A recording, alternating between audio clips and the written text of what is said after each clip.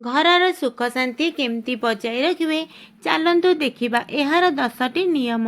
ତ ଦର୍ଶକ ବନ୍ଧୁ ଜୟ ଜଗନ୍ନାଥ।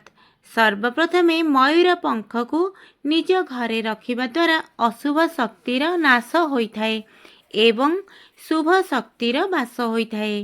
ନମ୍ବର 2, ଶନିବାର ଦିନ ଲୁହା ଚମଡ଼ାଜାତ ଦ୍ରବ୍ୟ, ତେଲ, ଲୁଣ ଏବଂ କୋଇଲା କିଣନ୍ତୁ ନାହିଁ ବା ଘରକୁ କେବେ ବି ଆଣନ୍ତୁ ନାହିଁ। 3 ନମ୍ବର, ଗାଧୋଇବା ପରେ ନଖ କିମ୍ବା ଚୁଟି ବା ଦାଢ଼ି କାଟନ୍ତୁ ନାହିଁ। କାଚ ପାତ୍ରରେ ଲୁଣ ରଖିଲେ ବହୁତ ଶୁଭ ଫଳ ମିଳିଥାଏ।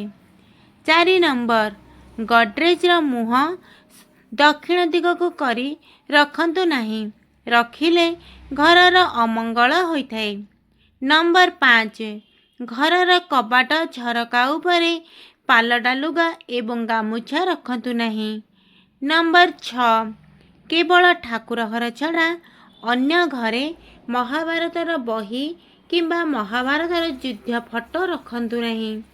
7 ନମ୍ବର, ଘରେ ଆପଣ ଠାକୁର ପୂଜା କରୁଛନ୍ତି ଯଦି ଆପଣ ସବୁବେଳେ ଯୋଡ଼ା ଶଙ୍ଖ ଠାକୁରଙ୍କ ପାଖରେ ରଖି ପୂଜା କରନ୍ତୁ, ତାହେଲେ ଘରର ବହୁତ ଶୁଭ ହୋଇଥାଏ। 8 ନମ୍ବର, ପ୍ରତ୍ୟେକ ଦିନ ସନ୍ଧ୍ୟାରେ ଶଙ୍ଖ ଧ୍ୱନି କଲେ ଗୃହର ଅଶୁଭତ୍ୱ ଦୂର ହୋଇଥାଏ।